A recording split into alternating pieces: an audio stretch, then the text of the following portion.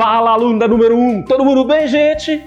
Sadio, fornido, conforto da casa de vocês? Assim a gente espera. Olha só, galera, nessa aula de hoje nós vamos estudar empirismo, uma das principais correntes do pensamento moderno. E o expoente, o principal expoente dessa corrente foi um pensador escocês que cai demais dos processos seletivos aqui no Brasil, David Hume. Então nós vamos estudar os fundamentos do pensamento empirista, tendo como referência ou interlocutor esse cara chamado David Hume. Vamos lá?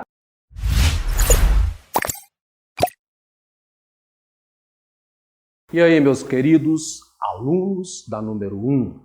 Veja bem, meus caros, nós tínhamos visto na nossa aula anterior que o racionalismo foi uma corrente de pensamento, inaugurada por René Descartes, para a qual a base do conhecimento está fundado justamente naquilo que a razão humana é capaz de construir.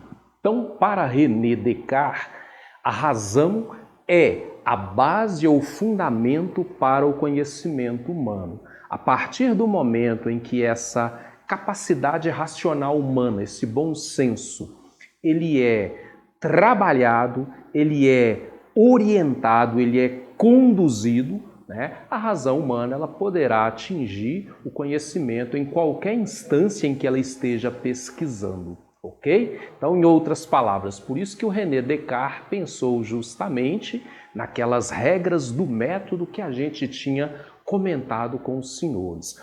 Hoje, galera, a gente vai ver um pensamento oposto ao pensamento racionalista de René Descartes. Trata-se do pensamento empirista.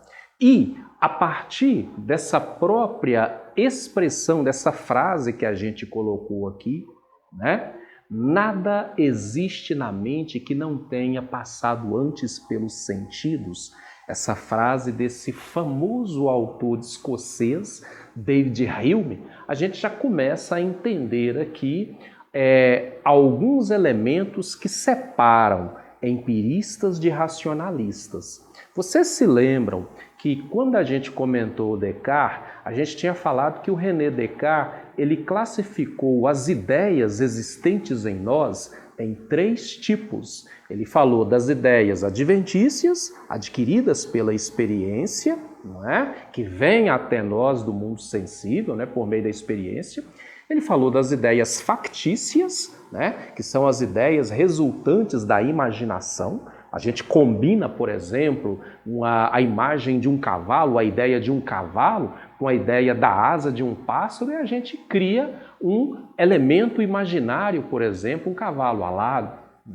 E, por fim, o René Descartes, ele trabalhou lá, ideias inatas. Aquelas ideias que existem em nós, independentemente de qualquer experiência. A ideia de infinito, a ideia de perfeição, os próprios conceitos da matemática, o conceito de causa, de que uma coisa seja causa determinante da outra, que por sua vez é um efeito. Essas ideias que a matemática e a própria ciência do tempo de Descartes utilizava. Ok, o David Hume, como pensador empirista, ele já vai começar as suas posições teóricas negando esse princípio do inatismo de René Descartes. Para David Hume, todo o conteúdo que existe na nossa mente, ou seja, toda ideia existente na nossa mente, ela somente existe em virtude de algum tipo de experiência, de sensação ou percepção que nós tivemos. Por isso, esse autor vai ser um defensor de uma corrente que nós chamamos de empirismo.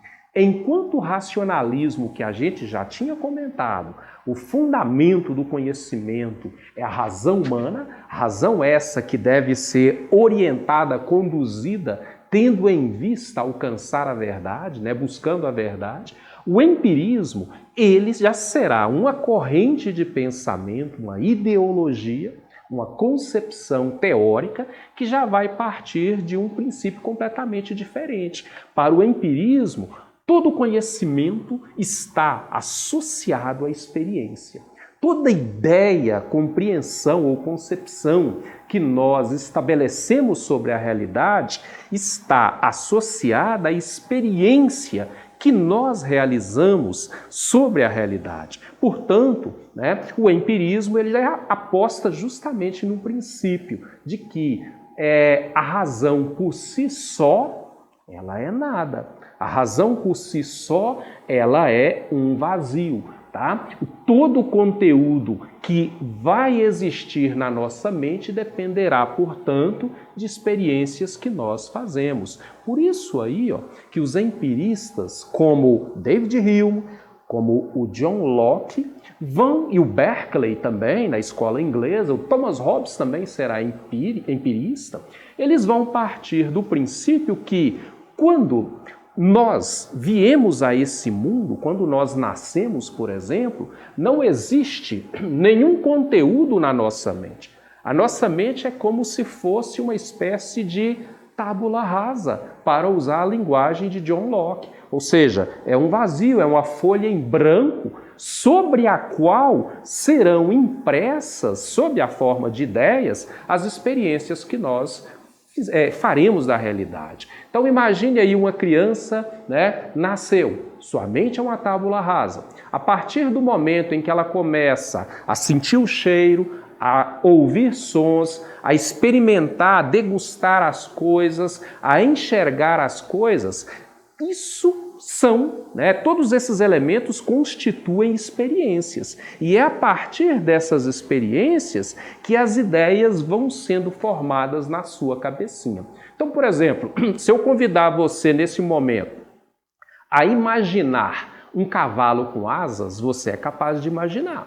Por quê? Porque você já sabe o que é um cavalo, você já sabe o que é uma asa. Agora, por que você sabe? Porque você já viu. Tá? É meio complicado eu pedir, por exemplo, para uma pessoa que é cega de nascença, pedir para ela imaginar, por exemplo, o vermelho.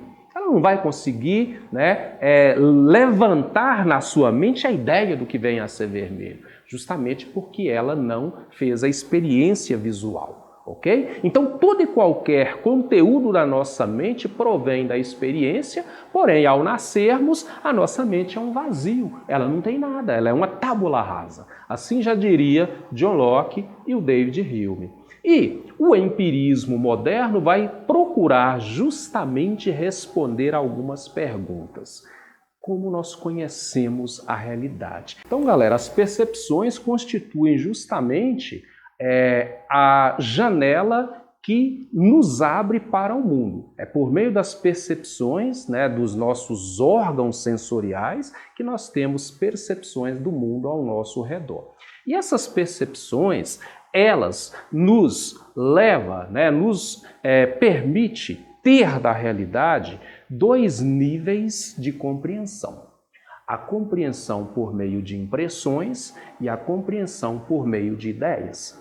O que são impressões? Seria o que o Hume vai chamar de percepções fortes. O que é uma impressão? Por exemplo, a partir do momento em que você, vamos supor, você esteja jogando bola, ok? E ali você leva uma bolada no meio do rosto, leva uma bolada na cara. Aquilo arde, aquilo dói. Bom, nesse momento você teve uma impressão, ok? Então a impressão seria a experiência propriamente dita. A impressão seria uma percepção forte de algo que você experimentou. Agora, o que é a ideia? A ideia seria justamente o que o Hume vai chamar de cópia mental de uma impressão. Ou seja, a partir do momento em que você lembra, você recorda aquela experiência ou aquela impressão da bolada que você levou no rosto, essa lembrança ela está no terreno da ideia. E nós temos dois tipos aqui, galera, de impressão. A impressão externa, o que é uma impressão externa. Por exemplo, a bolada que você levou no rosto é uma impressão externa. Por quê? Porque você está fazendo uma experiência com o mundo exterior, e essa experiência com o mundo exterior, né, seria chamada, nesse caso, de impressão externa. Então, as cores que você vê, né, os sabores que você sente, né, as dores que você sentiu quando levou a bolada no rosto, são impressões externas. Só que você também tem impressões internas, né? Vamos pensar aqui, por exemplo, num tipo de dor diferente. Eu estou sentindo uma dor por causa da saudade do meu pai que faleceu há muitos anos. Aí, nesse caso, é um tipo de impressão diferente, é uma impressão interior, é uma impressão interna. Então, esses sentimentos, os sentimentos em geral, eles são classificados como impressão interna, o medo, né? Algum tipo de fobia, são impressões internas que as pessoas têm.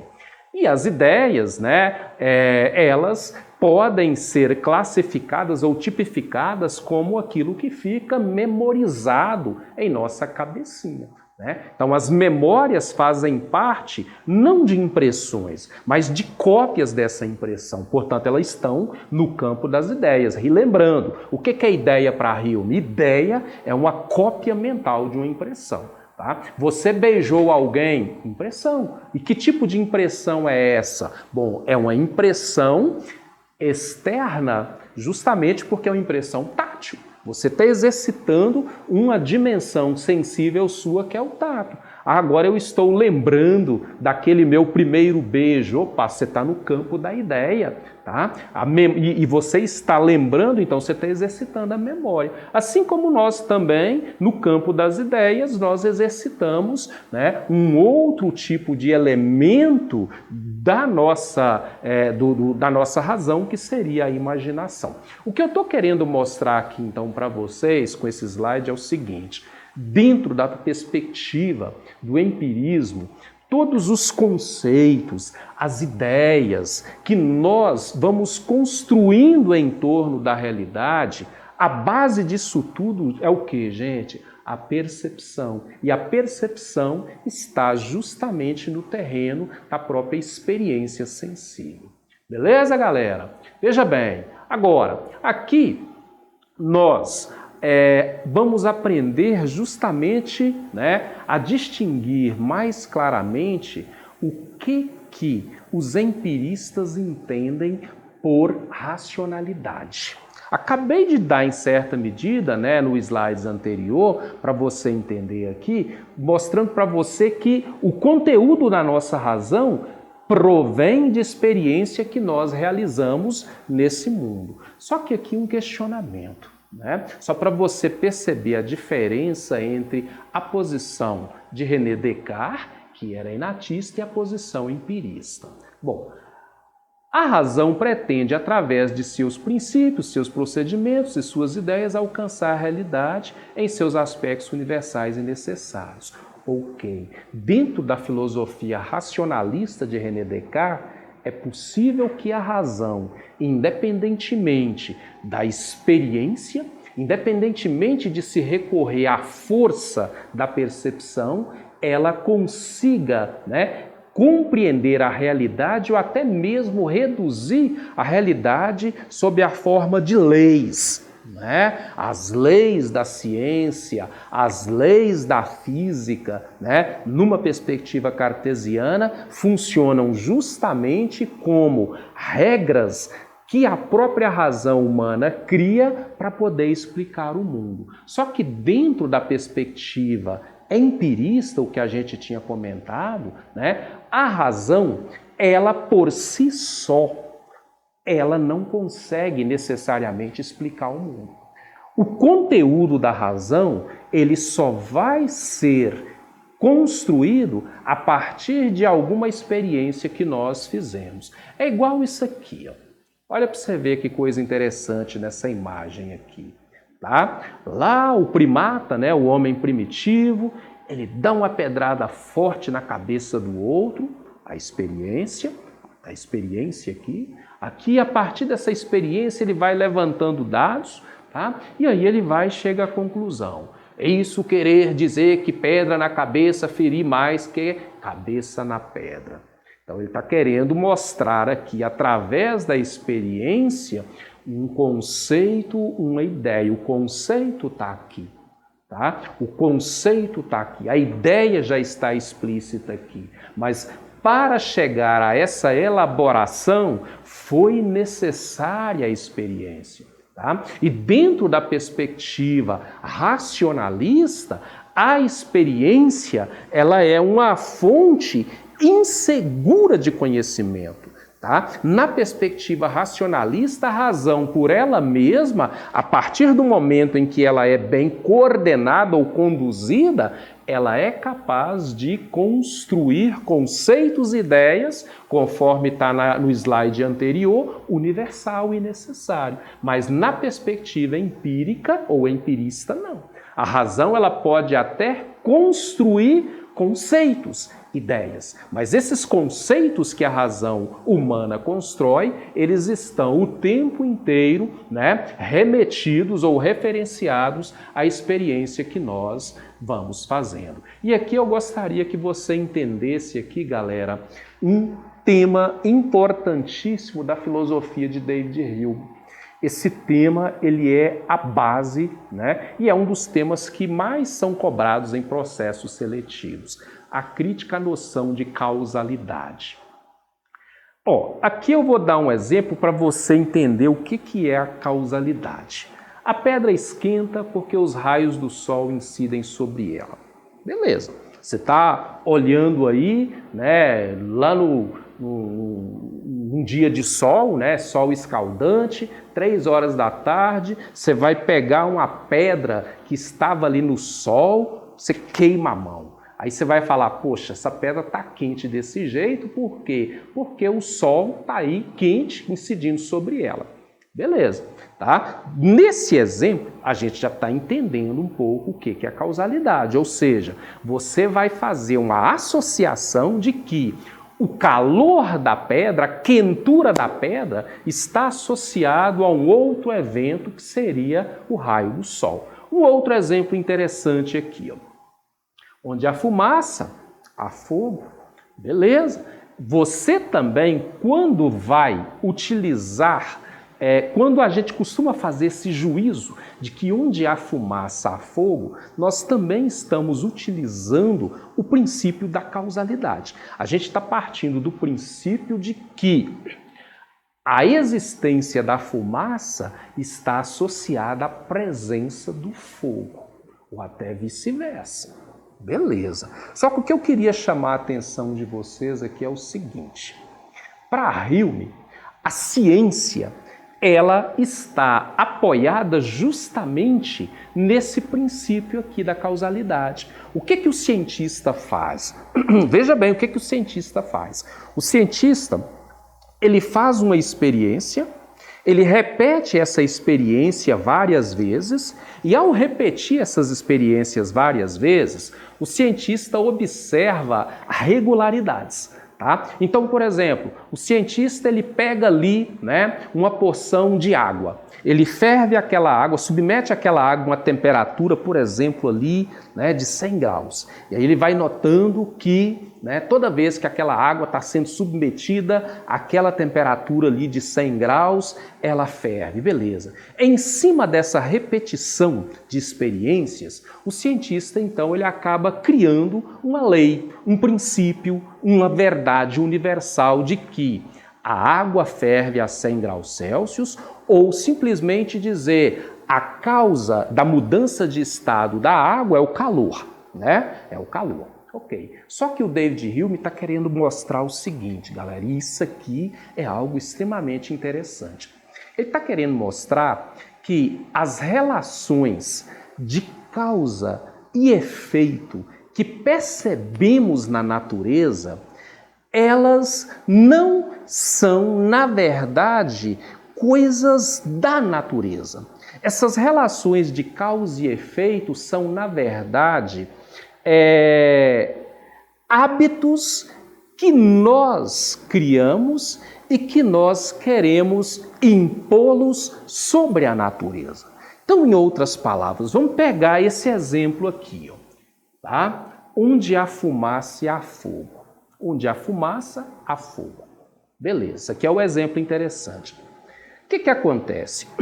Por diversas vezes, nós vimos algum tipo de objeto, por exemplo, mato, né, seco, capim seco, sei lá, sendo queimado, e percebemos que quando o fogo está queimando aquele capim seco, a fumaça vai surgir como, né, consequência. De tanto percebermos esse tipo de situação, ou seja, você percebe a presença do fogo e a fumaça saindo ali daquele ambiente, a gente começa a fazer associação. Qual associação que você vai fazer? Bom, quando há o fogo, a fumaça vai surgir como consequência. Só que o que o David Hume está querendo dizer aqui é o seguinte, galera. Esse tipo de relação de causa e efeito, essa relação causal, ela é, no fundo, determinada por um hábito que nós criamos. De tanto ver um fenômeno sendo associado ao outro, nós criamos o hábito de associar esses dois fenômenos entre si. Agora, você tem que tomar o cuidado. Nem sempre, aonde há fumaça, há fogo. Você pode, por exemplo, no nosso estúdio aqui, uma lâmpada pode aquecer, tá? E esse aquecimento sobre uma superfície pode produzir fumaça, mas não necessariamente tem fogo. Assim como, por exemplo, lá no fogão da sua casa, tem lá a chama, né, que está aquecendo a panela, mas não necessariamente tem fumaça. Entendeu? O que eu estou chamando a atenção aqui de vocês é o seguinte, essa relação causal que nós supostamente vemos na natureza é algo que nós mesmos, como sujeitos do conhecimento, estabelecemos sobre a natureza. É uma ordem que nós criamos para entender os fenômenos da própria natureza. Presta atenção, não que essa ordem seja da natureza em si. Somos nós que impomos essa ordem na natureza sob a forma daquilo que o Hume chama de hábito. Então nós criamos o hábito de associar fumaça com fogo. Tá? E essa associação ela nem sempre ela é verdadeira. Nós associamos também a ideia do sol, né? O raio do sol sobre a pedra com o calor que eu sinto quando eu toco naquela pedra. É uma associação que nós fazemos. Opa, a causa do calor da pedra é o raio do sol que está incidindo sobre ela. É uma associação. E o que nos leva a fazer essa associação mesmo? O hábito. Beleza? Então, o que eu estou querendo no fundo mostrar para você é o seguinte. Para Hume, a ciência é um conhecimento cujas bases é essencialmente racional. O Hume vai dizer, não. A ciência ela está fundada em hábitos que nós criamos e colocamos esses hábitos na interpretação das coisas. Enfim, nós acreditamos, por exemplo, que um determinado tipo de fenômeno sempre será a causa de outro fenômeno. Tá? Então você vê ali um fenômeno fogo e você associa aquele fenômeno fogo com a fumaça e vice-versa. Tá? Então você acredita que aonde está saindo fumaça haverá necessariamente a presença do fogo e essa associação é resultante de um hábito. Galera, então vamos resolver aqui uma questão interessante. Antes da gente resolver a questão, vamos só colocar aqui uma coisa importante em Hume. Para o Hume, todo conhecimento, tá? Ele tem como base a experiência, porque ele é um pensador empírico, empirista. Beleza. O conhecimento está fundado na experiência sensível. Ora, se o conhecimento está fundado na experiência, como é que fica, então, aqueles conceitos, aquelas ideias tão caras à história da filosofia como a metafísica? Por exemplo, Platão falava de essência das coisas. As coisas têm uma essência, né? O Aristóteles falava, olha, existe um princípio a partir do qual tudo passou a existir, por exemplo, existe um motor inicial que deu origem a todas as coisas, por exemplo, Deus. Dentro do pensamento de Hume, seria absolutamente impossível a gente lidar com esses conceitos. Tá? Por quê? Porque esses conceitos, eles escapam do âmbito da experiência sensível. Então, se eles escapam do âmbito da experiência sensível, são conceitos metafísicos. E sobre esses conceitos, o Hume vai dizer, cara, eu nada posso afirmar. Eu não posso afirmar, por exemplo, que exista um primeiro motor, porque é algo que escapa ao nível da minha experiência. Eu não posso dizer, inclusive, que exista Deus. Tá? Como é que eu vou afirmar a existência de Deus uma vez que essa ideia ela é algo que escapa ao nível da minha experiência? E mais, como é que eu posso ter a ideia de Deus? Eu nunca vi Deus, eu não experimentei Deus, logo Deus seria um conceito metafísico e insuficiente de ser abarcado pela minha capacidade racional. Tá? Então olha aí, ó. A ideia de causalidade, que a gente tinha comentado, só para a gente revisar, não é possível afirmar uma causa primeira que originou a tudo e mantém e ordena o universo. Por que eu não posso afirmar? Porque essa causa primeira, ela escapa do meu nível de conhecimento. Por exemplo, a ideia de que Deus seria a causa de todas as coisas. Eu não posso afirmar isso. Tá? Assim também, não é possível afirmar a existência de algo perfeito. Eu não faço a experiência da perfeição. Tudo que eu vejo é imperfeito. E o meu conhecimento se resume nisso. Por o meu conhecimento se resumir naquilo que eu posso experimentar, logo não existe uma metafísica. A impossibilidade de metafísica é algo recorrente no pensamento de Hume. Galera, tranquilo? Vamos então para a nossa próxima etapa para a gente resolver um exercício rápido sobre isso. Galera, veja bem aí, questão do Enem 2015. Todo o poder criativo da mente se reduz a nada mais do que a faculdade de compor, transpor, aumentar ou diminuir os materiais que nos fornecem os sentidos e a experiência. Olha aí, ó. A mente em si, dentro da visão empírica, toda a sua criatividade, toda a sua capacidade, toda a sua habilidade está associada àquilo que é fornecido pela experiência. Quando pensamos, por exemplo, em uma montanha de ouro, não fazemos mais do que juntar duas ideias consistentes: ouro e montanha, que já conhecemos.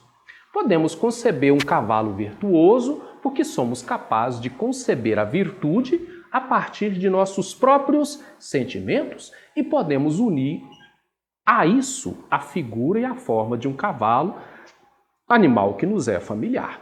Ok, então está aqui a base, ele está colocando nesse texto aqui a base do pensamento empirista. A ideia de que todo o conteúdo que nós supostamente temos na nossa mente deriva de percepções e experiências que nós fizemos. Hume estabelece um vínculo entre pensamento e impressão. O que é impressão? A gente já tinha falado, a experiência propriamente dita. Então, Hume estabelece um vínculo entre pensamento e impressão ao considerar que os conteúdos das ideias no intelecto têm origem na sensação. Opa! O que é a sensação para Hume? É a experiência propriamente dita. A sensação é justamente a percepção ou a impressão que você tem da realidade, tá? Então, essa letra A, galera, ela traduz fielmente o pensamento de Hume. Nenhum problema com ela. Já chegamos aqui ao gabarito. Vamos confirmar? O espírito é capaz de classificar os dados da percepção sensível? Não. Na verdade, o espírito, entenda o espírito como sendo a própria racionalidade humana, Na verdade, a razão ela não consegue necessariamente traduzir ou classificar ou entender com clareza tudo que nós experimentamos. Isso é impossível, ok? Tem muitas coisas que nós sentimos e experimentamos que é inacessível e incompreensível à própria razão humana. C. As ideias fracas resultam de experiências sensoriais determinadas pelo acaso? Nada a ver. Isso aqui foge completamente da perspectiva de Hume. Ele nem faz menção à ideia, à ideia fraca e muito menos à ideia de que, de que o acaso nos possibilite a obtenção de ideias fracas. D. Os sentimentos ordenam como os pensamentos devem ser processados na memória. Não são sentimentos que ordenam a memória humana. São as sensações. E eu chamo a atenção aqui de você o seguinte: sentimentos é apenas um tipo de impressão. E impressão o quê? Exterior ou interior? Exterior, a gente já tinha comentado, tá? Então, letra E. As ideias têm como fonte específica o sentimento, cujos dados são colhidos na empiria, na experiência. Bom, verdade, os sentimentos são dados colhidos na experiência que fizemos. Eu posso ter o sentimento, por exemplo, de medo em virtude de algum tipo de experiência pela qual eu passei. Ok, só que a fonte das ideias, ela não está fundada em sentimento. Ela está fundada, conforme a gente já tinha comentado, na sensação, na impressão propriamente dita que nós fazemos da realidade, ok? Portanto, o nosso gabarito se mantém confirmado na letra A, galera. Galera, continue estudando nas suas casinhas aí, se cuidem e até a nossa próxima aula. Beijo para vocês, alunos número 1.